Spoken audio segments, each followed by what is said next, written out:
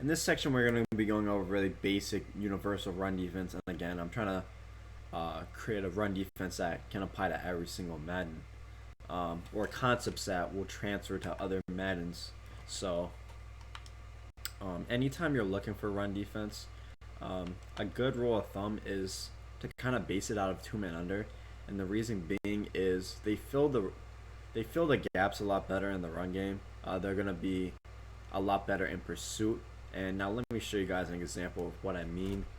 Uh, so let me not run man here. Let me just run cover three, and let me run stretch.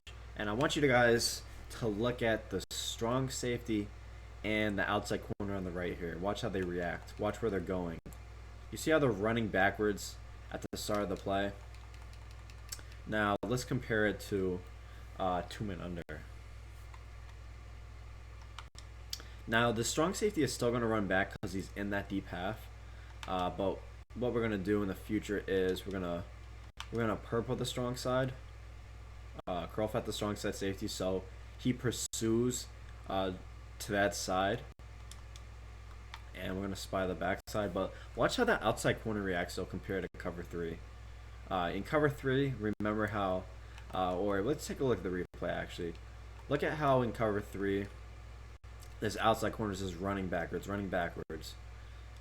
So by the time he gets engaged with the blocker, it's just the running back's already almost a couple yards past the line of scrimmage. So again, we want these blockers, these defenders, to get engaged with blockers right away. We don't just want to give up a free lane here. And again, also look at the strong safety. He's going to be running backwards as well. So again, we want these guys pursuing down towards the ball carrier. So again, watch the strong safety and the outside corner here. You can see how they're like coming down now. Now we still got the out running back through, but the reason why is I'm not using anybody here.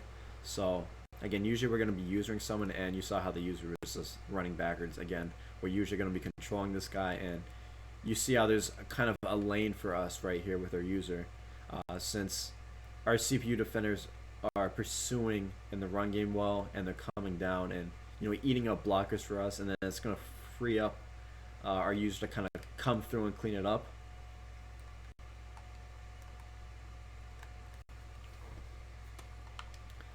Again, here, let me blitz my user.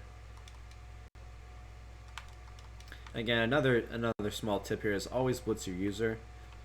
You're going to get better cuts in the passing game, whereas if you keep your guy in a zone, he's not going to be able to make as fast of cuts when you're using him. So just another thing to note.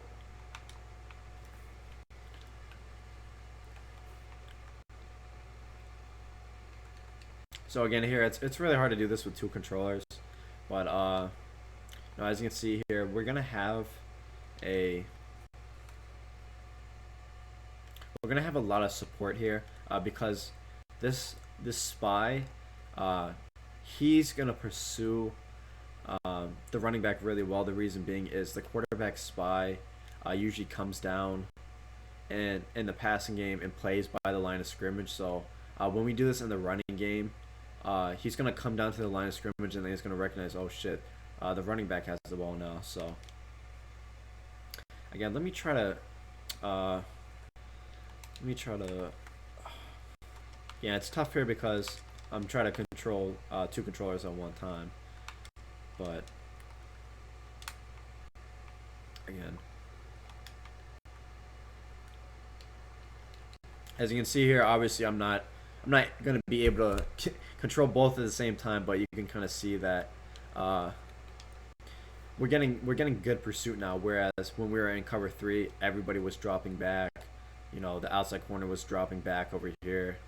Now they're actually pursuing the run game here. So, and just look at how many people are around the ball right here. There's really nowhere for him to go. We got the backside contained because of the spy. He's coming in. We got support from the strong safety. He's containing the outside. The outside corner is eating up a blocker in the tight end right away. So again, we're just kind of clogging up all the lanes here, and this is a great way to kind of sell out versus the run, without being super susceptible versus the pass.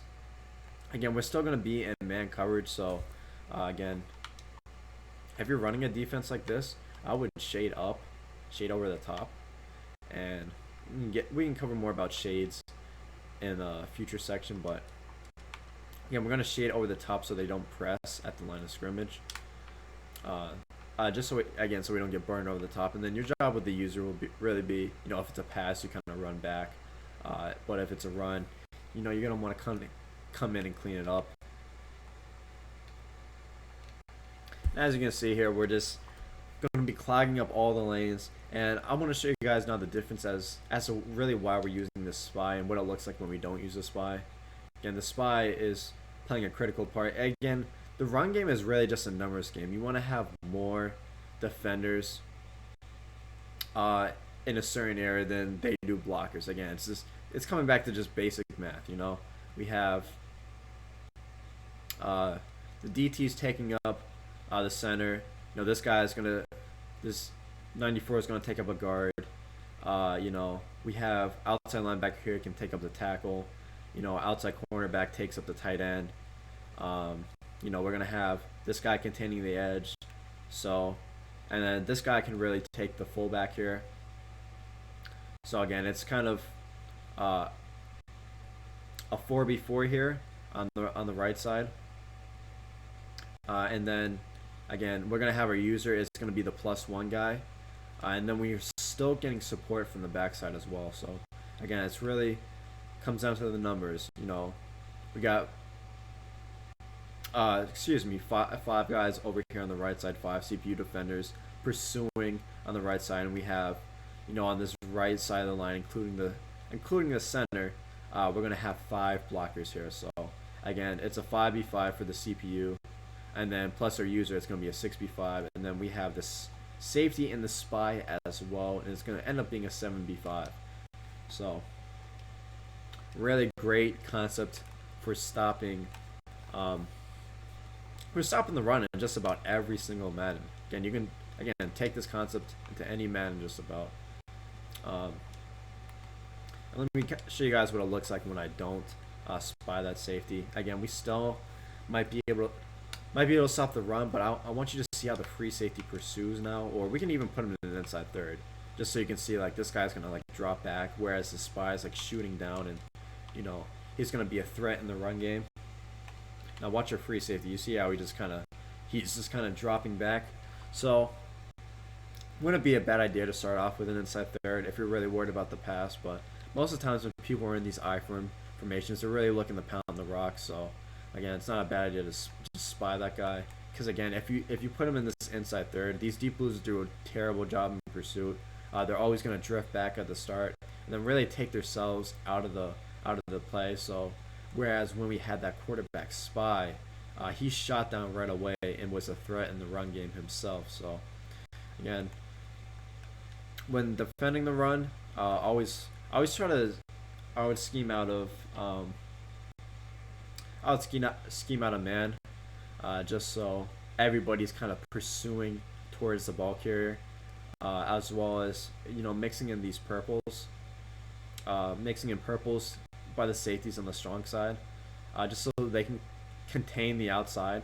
And then also, if you need that extra help, you can always spy the safety on the lone side as well, just so again he's pursuing the ball carrier.